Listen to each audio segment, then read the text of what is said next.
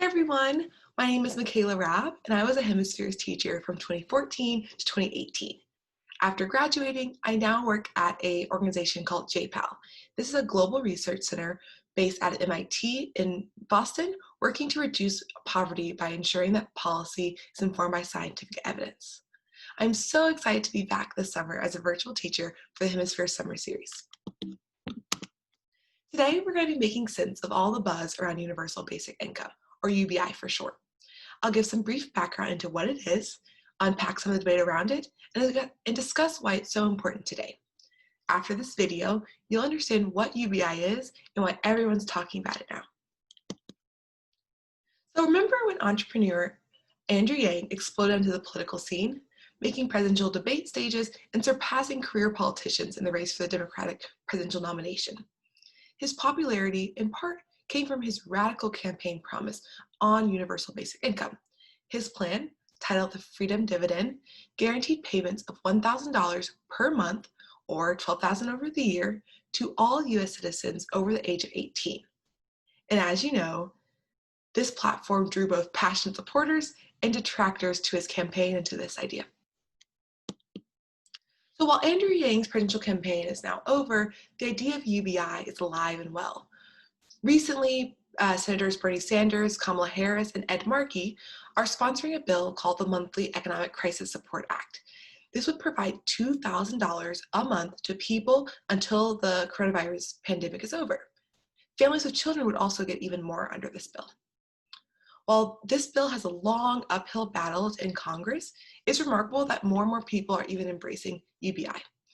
Most key candidates during the presidential nominations were not in favor of universal income, including Pete Buttigieg, Joe Biden, and even Bernie Sanders himself. Also, the results of November elections may make this a political reality. So how do we get here? From this crazy idea to something with traction in Congress today? And that will be the question we'll be answering during this video. But before diving in, I want to clarify what we mean by universal basic income, or UBI. In general, UBI is periodic payments that happen on a recurring cycle rather than a one-off or one-time grant. These are cash payments where recipients are allowed to use the money in whatever way they would like. Third, it's universal, in that the payments are paid to all people in a specific area or population. Fourth, the payments are sent to an individual rather than a household, unlike in many existing welfare programs. And finally, it's unconditional. There are no strings attached. You don't have to work to receive it, and you can use it however you would like. So UBI is not a new idea. It has a long history.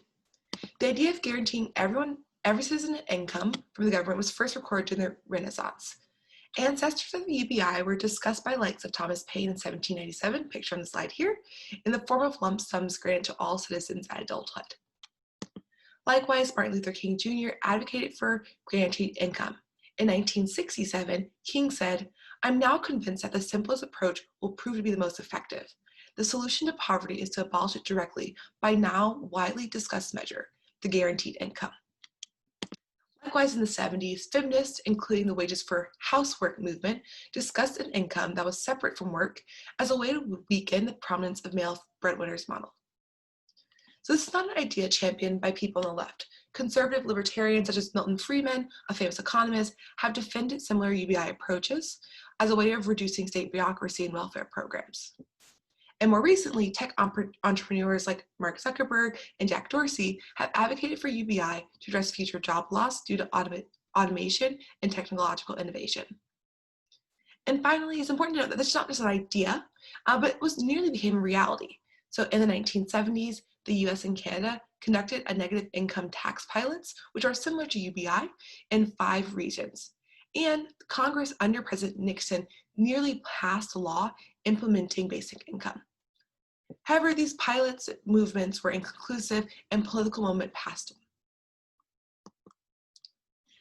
While the interest in basic income has surged again, recently, a true universal basic income has never actually been fully implemented. And countries around the world are weighing the pros and cons. So what does the argument say? First, what do supporters say? If you give everyone a payment equal to the poverty line, No one would have to live below poverty. This is the simplest argument in favor of universal basic income. Of course, monetary well-being, while hugely important, is only one aspect of what makes a life worthwhile, and therefore UBI will not be the silver bullet to solve every problem. Second, many people are drawn to basic income because recipients don't need to meet onerous conditions to receive help, and how funds are spent is entirely up to them. Similarly, some advocates have argued universal inclusion would mitigate the stigma of relying on assistance from the government. There's also a way to reduce bureaucracy. Current welfare systems are complex and fragmented across issues and departments. This means there's a lot of bureaucracy involved that is costly to implement and reduces funding to the beneficiaries. And finally, while some advocate for UBI as a way to reduce poverty, others view it as an answer to the risk that AI, artificial intelligence, and automation that eliminate millions of jobs in the future. So conversely, what about the critics? Critics' most common concern about UBI is the price tag alone will make it fiscally or politically infeasible to implement. For example, presidential candidate Andrew Yang's proposal of giving $1,000 each month would cost nearly $3 trillion a year, relative to total government spending around currently of $4 trillion. It's a lot of money. How it's funded is often a question for the debate. The second is how basic income is funded is critical for the effect it has on poverty and inequality. So while most basic income proposals distribute funds from the wealthy to the poor, some proposals take funds currently spent on poor and distribute them universally, which would leave current recipients of social support substantially worse off. Additionally, critics also worry that basic income would incentivize people to work less. Giving out cash without working for it also some believe runs counter to American values and philosophy. People may be more likely to waste the money as they aren't really working to earn it. With these debates often motivated by political ideology, we need evidence and data to understand what really happens when you give people a universal basic income.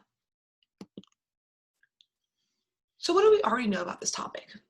With a few exceptions, for example, in Iran, which has a nationwide unconditional cash transfer program, and Alaska, which gives an annual dividend to everyone in the state, basic income programs are often offering money to small groups of a few hundreds or a few thousand people, not the entire state.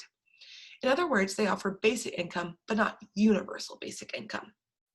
And the evidence so far suggests that getting a basic income tends to boost happiness, health, school attendance, and trust in social institutions, while also reducing crime. People don't seem to work less or waste the money once they receive it. So the map on here shows the studies have taken place that are testing both past and ongoing experiments of universal basic income. As you can see, it's taken off in many countries around the world. So sparked by the positive evidence on cash transfers, the founders of the NGO created the NGO Give Directly. Give Directly is the first and largest nonprofit that lets donors, like yourselves, send money directly to the world's poorest. They believe people living in poverty deserve the dignity to choose for themselves how best to improve their lives, and cash enables this choice. So, for example, they were giving money in Houston after Hurricane Harvey, as well as to the most remote parts of Uganda. In total, Give Directly has delivered digital cash transfers across 8 countries, totaling over $150 million in payments. They've also spurred research on basic income. So on the slide, on the previous slide, the many of the studies you saw there are funded by Give Directly. And what's really exciting is that Give Directly is currently running the largest and longest universal basic income experiment in history. This will be a 12-year study that will deliver cash to more than 20,000 people living in rural Kenya. They're testing 3 different designs of UBI. The first being a long-term UBI. Here, adults are receiving 75 cents per day delivered monthly for 12 years. The second is short-term UBI. These people will receive the same amount as the long-term study, but only for a 2-year period. And third, looking at lump sum payments. In this group, they'll receive the same amount as a short-term group, but all paid up front at the start of the study. So these designs will help answer 2 questions. First, what happens when people receive UBI for 12 years versus 2? And the second, what happens when people receive UBI as a regular payment versus as a lump sum. So stay tuned as kind of results of the study come out that can inform policy discussions around universal basic income. But why do we need UBI now? COVID-19 is changing everything. There are too many people who want to work but can't due to lockdown restrictions. All of a sudden, the cost of UBI isn't nearly as big as the worry it was even a month ago.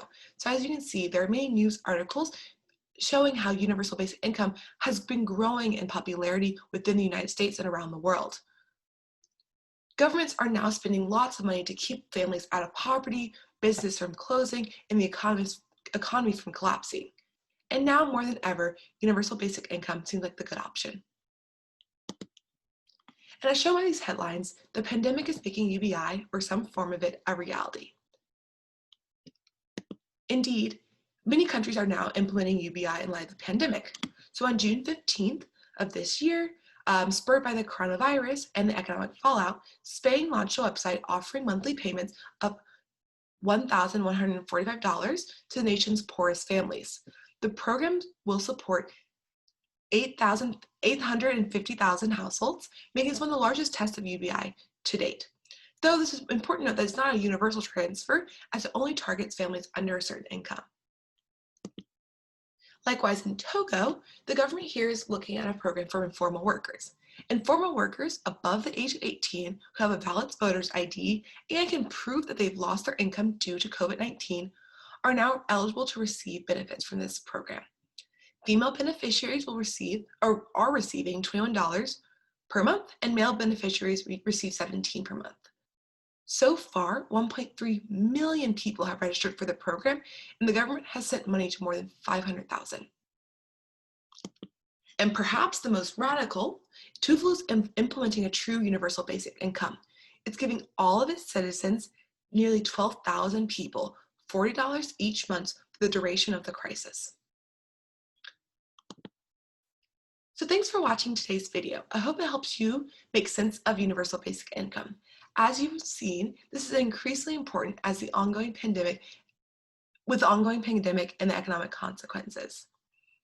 And stay tuned as UBI becomes more of a political reality in many countries. As always, if you have any questions, email Hemispheres and we'd be happy to answer them. Please stay in touch. Thank you.